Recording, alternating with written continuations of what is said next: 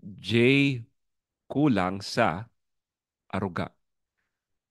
Nakaka-hurt ka naman ng feelings.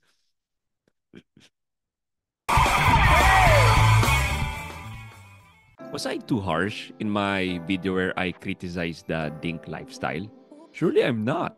And to prove it to you, magbabasa tayo ng mga warm and fuzzy comments from the video. Kaya, let's go. Aw, that's sweet. Okay, let's read the first one. Ayoko mag-anak eh. As if ikaw naman mag-aalaga pagkatapos kong tumain ng bata. Mukhang hindi warm and fuzzy itong comment na to. Kung may warm and fuzzy dito, siguro yung tae part. Let's move to the next comment. What if di magkaanak? Well, if you remember correctly, sinabi ko sa video na iba yung dink na dual income no kids by choice doon sa gustong magkaanak pero hindi magkaanak-anak. At kung ako ang tatanungin, parang sampal sa mukha ng mga gustong magkaanak na hindi magkaanak ang dink lifestyle.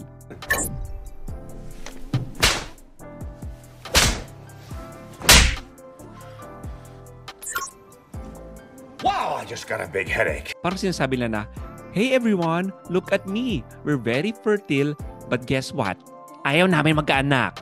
Ang daming hindi kasal, pero maagang nagkaanak. Dapat mas worried tayo sa teenage pregnancy kaysa dink. Ang tawag sa fallacy na ito ay red herring. Ito yung inililihis mo ang usapan. What if ang advocacy ko ay teenage pregnancy? I'm sure may masasabi pa rin ang mga tao tungkol dito. Sasabihin nila, bakit pinagtutuunan mo ng pansin ng teenage pregnancy? Dapat mas worried tayo sa mga batang lansangan na walang makain. Tapos kung mga batang lansangan naman ang advocacy mo, may mga pagsasabi pa rin na, bakit pinagtutuunan mo ng pansin yung mga batang lansangan? Hindi natin pagtuunan ng pansin ng climate change. How dare you? Para saan pa ang pagpapakainan sa kanila kung magwawakas din naman ang mundo? Wala itong katapusan. Anyway, hindi naman either or ang lahat. Pwede din namang both and.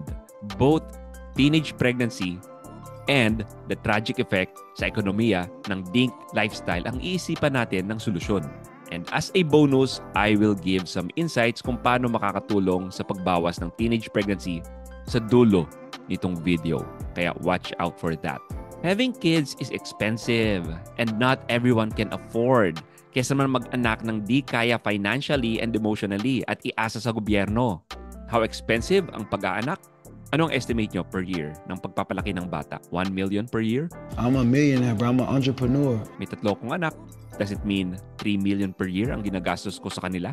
All of a sudden, a feat, yung pagkakaroon ng anak that was accomplished by billions of people that came before us, nasa elite class of people na lang ang kayang makagawa nito? Nasa special forces of Filipino lang ang kayang maka-accomplish nito?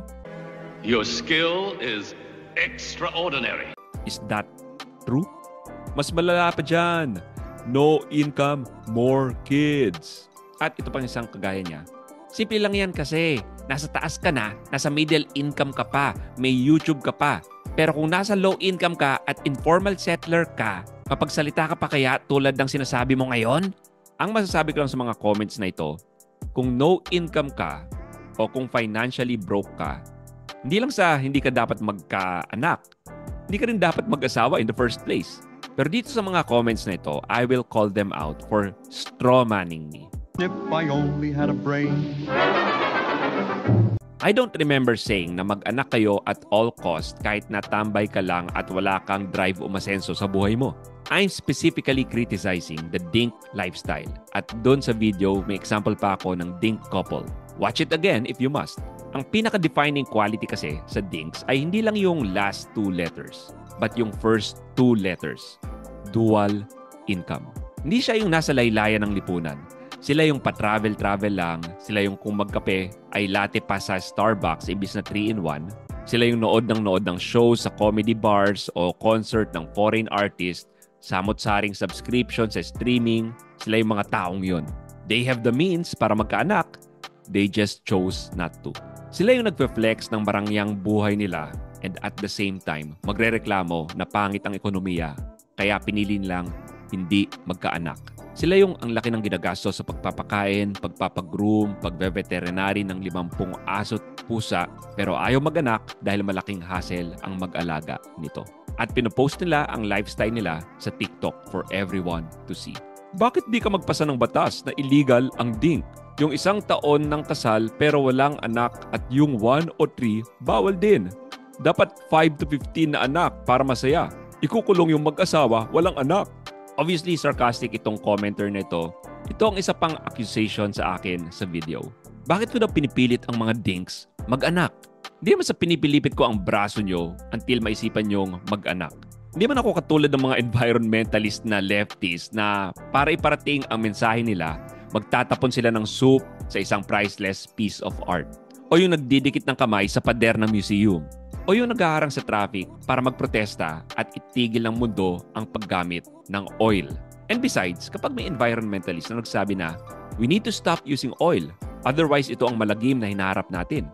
I don't cry and say, ano bang pakialam mo? Sa gusto kong gumamit ng gas-powered vehicle. No! We give our arguments kung bakit nagdi-disagree kami sa kanila. Kung bakit ang benefits of using oil far outweighs the benefits of not using oil. Pero bang topic na yan? Maybe some other episode. In order for dink promoters to do the same, tell me the benefits sa bansa natin kung marami ang mag-embrace ng dink lifestyle. Does it far outweigh the economic catastrophe that it will produce? May benefits ang dink lifestyle, pero hindi sa bansa natin, kundi sa sarili lang nila.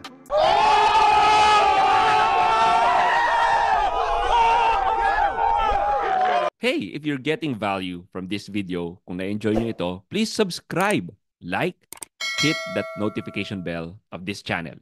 It will greatly help our podcast to grow. We talk about many things here in the JR Ga Show about these kinds of topics. Okay, let's continue.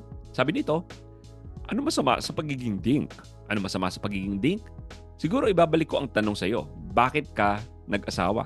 Ang mga nababasa ko na comments na gusto ang dink lifestyle, parang pare-pareho lang ang reason nila. Gusto nila ng mas maraming pera with the least amount of responsibility as they can.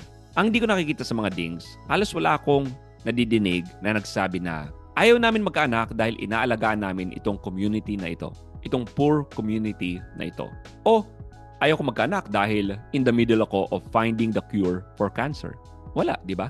What's the point of going dink kung gagawin mo rin ang mga ito? I wonder how do they find meaning in their life? Do they find meaning in being loyal consumers? Yung ang responsibility lang ay i-embrace nila ang buhay na loyal sa mga airlines, loyal sa mga binibili nilang coffee, at kung ano-ano pang produkto. May iba nagsasabi na, kasi ang pangit ang ekonomiya. Kasi corrupt ang gobyerno. So what's the plan? Do you have a plan para mapaganda ang ekonomiya? At least if you have kids, you can teach them to be good, responsible citizens. And eventually, they'll do the same for their kids. And maybe, just maybe, mataturn natin ang tide para makaboto ng matinong kandidato. O maybe isa sa mga kaangkan mo maging mabuting kandidato mismo. Hindi lahat ng parents will be good parents. Pero if those who would be good parents chose not to even be a parent, I think that spells doom for our country. Ang malungkot, being a dink is really embracing a defeatist mentality. While it's a comfortable lifestyle, it's actually purposeless. And again, dangerous for our country, if I might add. Maganda para sa Pilipinas ang low birth rate. LOL. Marami sa mga nagalit sa akin sa dink video nagsabi na, ano bang pakialam mo sa lifestyle choice ko?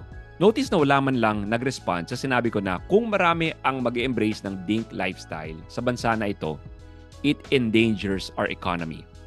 Except this commenter, although hindi naman niya in-explain kung bakit maganda sa Pilipinas ang low birth rate. And that's the paradox. Ayaw niyong mag-anak dahil sa ekonomiya, dahil din sa ayaw niyong magkaanak, babagsak ang ekonomiya ng bansa in the future. Walang nagdebunk sa sinabi kong ito na kung magpapatuloy ang low birth rate natin, makakagaya natin ang European countries na namumroblema kung paano i-sustain ang ekonomiya nila. Or maybe you agree. Alam niyo namang totoo ang sinasabi ko. But the sad thing is, you just don't care. Okay, sabi ko magbibigay ako ng insights ko about teenage pregnancy, diba? Here it is. Did you know that girls who grew up without their biological father begin to menstruate a year earlier than their peers living with their biological father? Ang theory is this is because of the proximity to an unrelated man. Kung mag-boyfriend muli si mommy, yung pheromones galing sa lalaking ito ang nagtitrigger ng early reproductive development. And this is not a good thing because early puberty has been linked to a variety of negative biological, psychological, and social outcomes, which include substance abuse, a variety of mood disorders, and yes, teenage pregnancies. All I'm saying is let's continue to fight what we're advocating for. Strong, intact families. At dito nyo lang sa The J. Aruga Show mapapanood ang mga bagay na ito na walang propaganda ng mga contraceptive manufacturers. Kaya, subscribe na. Alright, kung di nyo pa napapanood ang first video natin about DINK, kung bakit hindi ito maganda sa ekonomiya, bakit nakareceive tayo ng maraming furious commenters, no worries, just click the video right here.